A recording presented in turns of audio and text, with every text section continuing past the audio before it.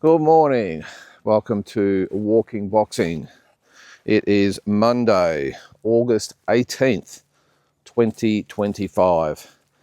And it's always good the morning after a weekend of boxing. If you had a chance to read all the stories and the comments, watch all the video reviews. There's a lot of us out there, isn't there? But I think everyone sort of came to the same conclusion, bar a couple, in that Sam Goodman gave a great account of himself against Nick Ball. Probably didn't do enough to actually win the fight, but very, very good performance. I think most people agreed with the decision. However, most people, again, bar a couple, thought that the scoring was outrageous as far as the wideness of the scorecards. So again, what those cards are: 115, 113, which was the way I had it, 118, 110, which I just cannot get my head around, 117, 111. So Sam did respond on social media yesterday, very positive about what's next. They said the aim doesn't change, which is what you would expect.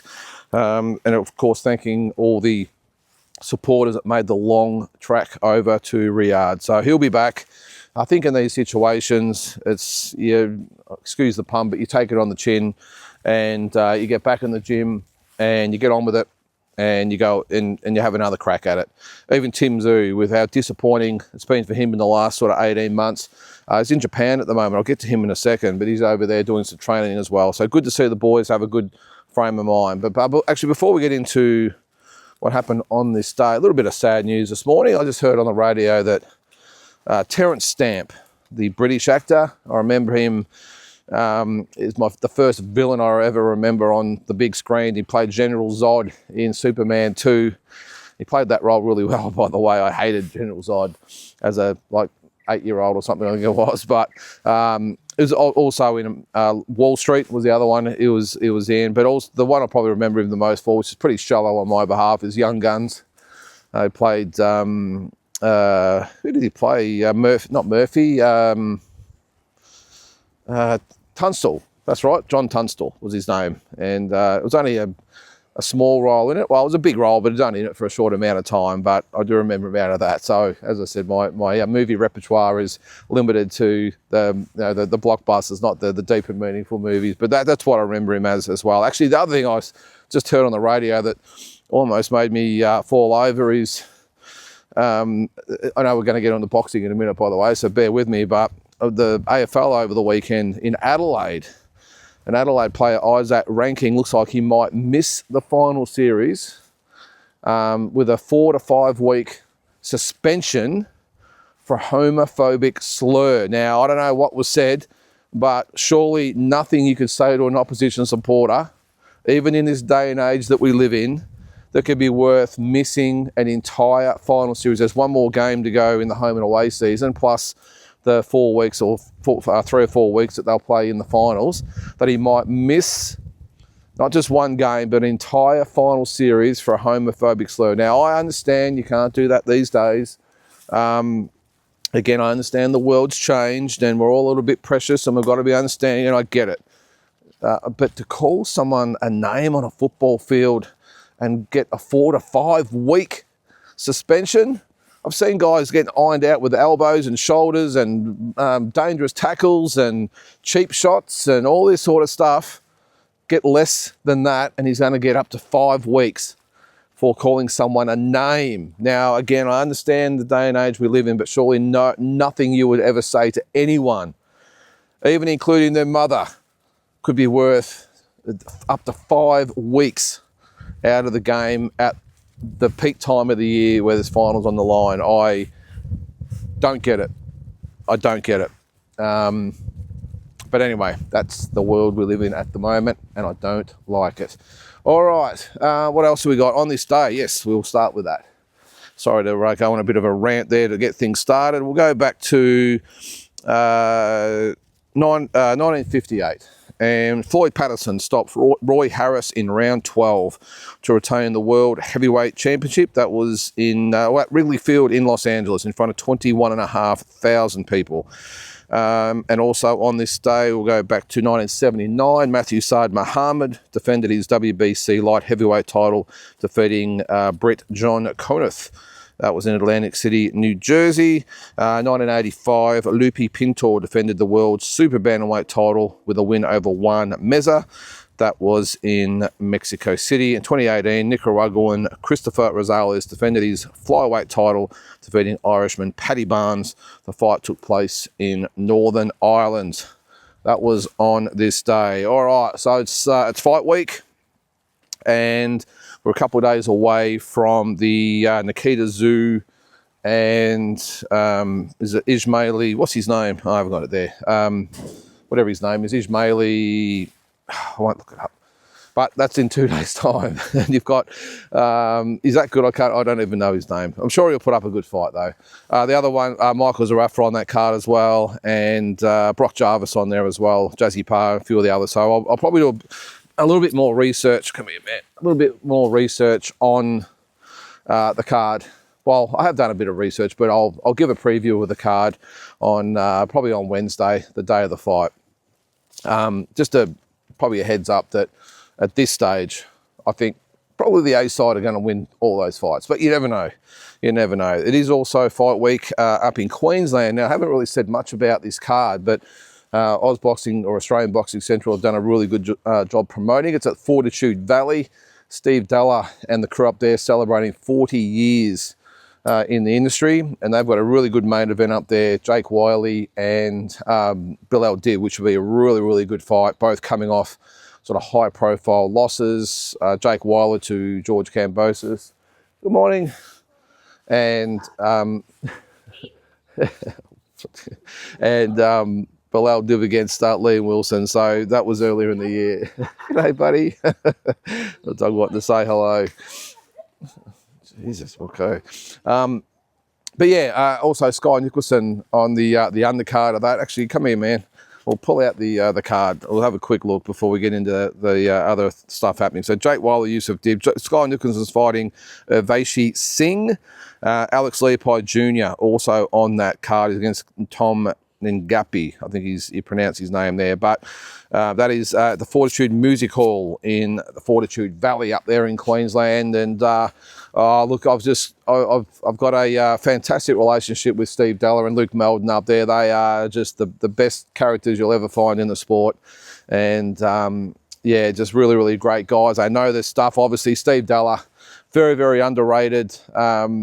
Well, is he underrated? Probably not. He's very well respected in the sport, but I've got so much time for Steve. He's one of the great characters in the sport and one of the great trainers in Australian boxing. And Luke Meldon is offsider, who will be the heir apparent of probably taking over that gym one day. He probably runs it anyway. Steve just probably sits back and barks orders. Just joking, Steve. But yeah, fantastic gym up there, and yeah, doing great things up in the Fortitude Valley for a long, long time. So I might cover that a little bit in detail later in the week as well. But good to see another show up there. So just getting back to the Wednesday show now. A little bit, well, it's not a controversy. A little bit to say, Tim Tszyu, this is probably not having the greatest run at the moment. He's copped a little bit of stick from people within the industry, and I suppose sometimes it's the media looking for some sort of angle or story or whatever it might be, that he's not actually going to be there on Wednesday night. He's in Japan at the moment, so he won't be there for Nikita's fight with Ismaili. Now, what's his last name? I've got to look it up now. Where is it? Where? Hang on. Oh, I can't find it. Where is it? It's Ismaili somebody. Hang on. Sorry to take up your time here. Ismaili. No, that is his name. Okay, that is his name. Someone Ismaili. Whatever. His name's Ismaili. All right. So Tim won't be there. All right. That's probably what I'm getting at. He won't be there, and he's holidaying in Japan at the moment. And look, I suppose the main thing to look at in this instance is Nikita hasn't got a problem with him. He said, well, I didn't go to a lot of his early fights either because I was at uni and studying and was really struggling to juggle my time and all that sort of stuff. And he said, I didn't get to his fights either. And he said, all that aside, he said that, look, he said, Tim, he's had a pretty rough time. He wants a break away from the sport. Obviously got a really, really good relationship to the brothers, and I would probably say the same thing if I was in Nikita's position. Hey, look, he's got to mentally get himself right. So I would be saying, hey, don't worry about coming to the boxing. And you've got to remember, if he goes on Wednesday night, he's not going to be able to relax. He's not going to be able to sit there in peace and support his brother. He's going to be hounded by people. Not that there's anything wrong with the fans coming at him, and a lot of them, most of them, 99% of them are going to be positive and want photos and selfies and all that sort of stuff. But he's going to have the media after him. It's just not going to be a comfortable night for him. I think if he could just sit in obscurity and watch it, it'd be a little bit different. Of course, he'd probably be there to support his brother, but the fact he's going to get there, and it's going to be pretty uneasy for him. And I mean, you put yourself in his position, coming off those, the last sort of 18 months, especially that last fight, he'd be pretty down the dumps about himself at the moment. Would maybe feel a little reluctant to face the Australian boxing crowd or fraternity, I suppose. So I've got no dramas with it. And I'm really glad that Nikita sort of said, hey, Tim, you just go and get yourself right. Go and get some sun over in Japan. I think it's summer over there, I don't know. He was out on a jog the other day and looked like he had a nice sweat up. So get over there and just forget about boxing. And this is the thing I've said sort of since that fight. He needs 6 months away from boxing entirely. And that includes going to boxing events, even if it is his brother. So I really haven't got a problem with it. I'm sure most people wouldn't. But of course, as always, the media and certain people in the sport, I suppose, looking for any way to sort of get stuck into Tim even further, just give the guy a break. Just let him go and do his own thing. So, and I think Michael Zarafa was asked about it as well. Of course, they're going to ask him. They want to bite out of him. They want to comment. But he handled it really well. Also, he just said, "Oh well, I wasn't aware of that, but it is what it is." So. Good to see that Michael's handling it with class as well, and don't take the bait that they always throw out to try and get a headline or a click or whatever the hell they call it these days. So I certainly haven't got an issue with it. But yeah, it should be a good event. All things aside on Wednesday night, even though I think all the fights, in my opinion, will be pretty one-sided, I really like the event itself. Doing really good things, No Limit. And they've really amped it up in the last sort of 6 months, haven't they, with a lot of big events. I'm still really disappointed in them, though, over the weekend with Sam Goodman by not really giving that fight any attention whatsoever. There's a couple of social media posts George put out, whatever it is. Really disappointed in No Limit. And they should have had a representative over there. And I will say that. There's 3 brothers that represent No Limit Boxing. I understand they've got, one of the main money spinners this week in the Tszyu here in Australia fighting. They've got the Liam Paro fight coming up and then into the Melbourne one and everything else. But someone should have been there. George or Matt. Probably Matt Rose. Get over there. And the reason I say that, look back to the Jai Pataia fight earlier in the year. Now, he fought Tszyu the same weekend in England. Justice Honey was fighting Fabio Wardley. Because they were promoting the fight here in Australia, of course, Mick Francis had to actually be here to oversee the whole event, but he sent his wife Fran over there and some of the other team over there to be a presence there for Justice Honey. That's the way it's done. And one of those brothers should have been over there in Sam Goodman's corner to fly the flag for No Limit Boxing. Just my opinion. And look, even though the show here is big-ish, it's not a big show. This is not a big world title show and they're expecting 15,000 people and all. This is not one of those shows. So why couldn't one of the brothers jump on a plane, fly over to Riyadh for a week or even 3-4 days and come home? It's not that hard. So you're either with your fighters or you're not. And even though I'm really supportive of No Limit, not happy with that. And I don't think Sam Goodman will be happy with that. I know he sort of brushed it off when he was asked about it. He's like, well, whatever, it is what it is. I'm here to win the belt. Poor form from, sorry to keep pointing the finger there, but poor form from for No Limit, just in my opinion. All right, what else is going on? I see over the weekend, RG Cortez won the IBF Eliminator. That should have been Andy Maloney in there on the weekend. I did see a social media post from him saying he should have been getting ready to fight at this time, whatever time of day it was.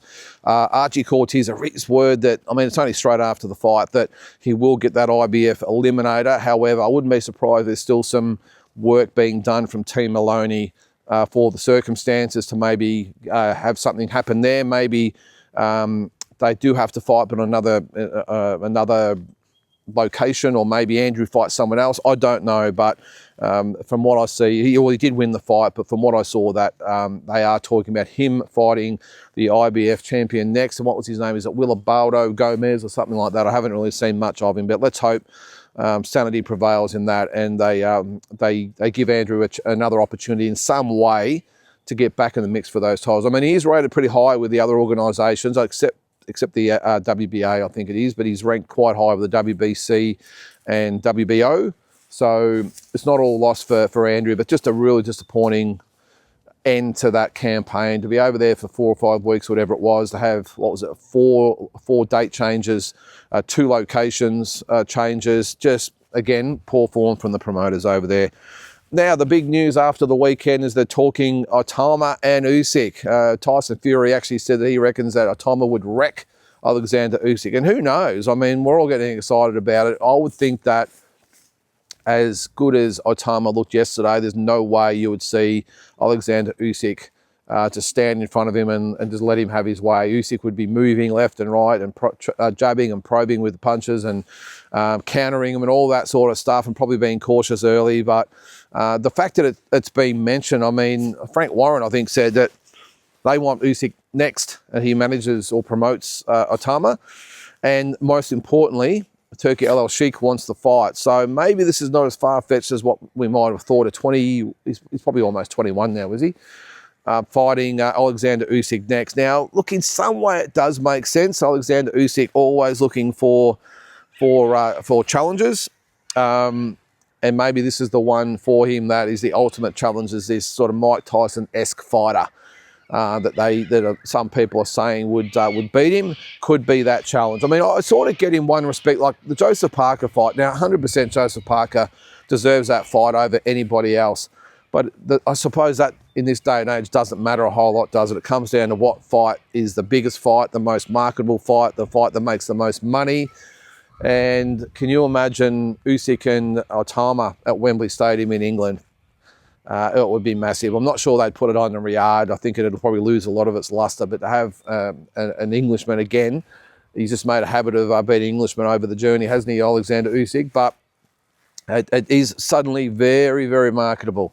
Very marketable, so I wouldn't be surprised. Now, look, it won't all be bad for Joseph Parker, because if Usyk does go down that path, well, Joseph Parker becomes a WBO champion. He'll have other big fights, but I know that he wants to fight Usyk, and so would I if I was in his position. But again, when does that matter? Who deserves it the most in professional boxing? So either way, I'm not really stressed now. I wouldn't actually mind seeing Usyk in there with Otama, even though technically he hasn't really earned it, has he?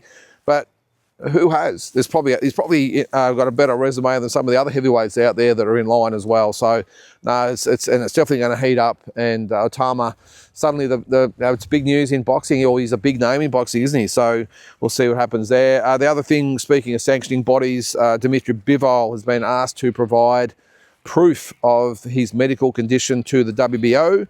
That goes along with the IBF as well. So he could actually lose 2 more belts in his repertoire. He's already lost the WBC belt that David Benavides now has. Now, if he can't substantiate the operation that he's had, which shouldn't be too hard, would it? I mean, all you need is a certificate from a doctor, you would think, and a bit of a report that if he can't come up with a suitable, I suppose, record of what's happened within, I think, 10 days, I think they said, that he could be in trouble losing those belts as well. So that would go well for Connor Wallace here in Australia, because he would fight Michael Eifert for that IBF belt. But I don't like to see champions stripped in this way. So I'm sure it'll be worked out. I'm sure the doctor will write a report and he'll be okay. But sometimes these sanctioning bodies are looking for any opportunity to strip champions to keep their belts active. Of course, sanctioning fees and all that come with it. So again, it's what bubbles under the surface. Sometimes we just can't see. I think that's going to do it today. Actually, one sort of, well, I call it sad. It's not really sad, is it? Adrien Broner, apparently he's flat broke. Now, this is a guy that used to flush $100 bills down the toilet, by the way, and he had several multi-million-dollar paydays and used to flash the cash, and his motto was about billions, was his moniker, I suppose, obviously in reply to a Mayweather type of thing with the money. This is a guy that had it all at his feet. I remember seeing him fight on the undercard of Canelo and Matthew Hatton back in 2011. He fought, what was his name? I can't remember his name, Mexican guy, and just looked absolutely brilliant. And I thought this guy is going to be just unbelievable. That was 2011, so it's like 14 years ago. Before he sort of made it big, he was sort of on the rise back then. I thought this guy could be absolutely anything. And he had some good wins, don't get me wrong. But courtesy of Marcos Maidana, who pretty much shattered his ego and his aura and everything about him, and he was never the same fighter afterwards, or maybe he wasn't the same fighter beforehand, and it was Maidana just exposed him. But he did have the fight with Pacquiao, and he's had a few others as well, but he made many, many millions. I think they said he might have earned up to about $20 million in boxing. Well, the whole lot apparently is gone, and he's just looking for paydays now, and to the point where he's openly said that he would be open to selling drugs to earn some money, which is a bizarre statement. He's still with Don King. Isn't it interesting that Don King has this real habit of bankrupting his fighters, but he comes out as a billionaire? Yeah, I don't know, but hey, you reap what you sow, and Adrien Broner stuck with him, even though he hasn't been at the top of his game, Don King, for about 20 years. So again, you reap what you sow. So yeah, he's looking for any payday he can to get some money back in. So isn't it amazing how the fighters or people, whatever it is, with that stature can lose that amount of money? Just crazy. I don't know how you could spend $20 million, but he's managed to do it. So anyway, it won't be the first and it won't be the last. All right, guys. Well, having said that, have a great Monday, and we will catch you tomorrow.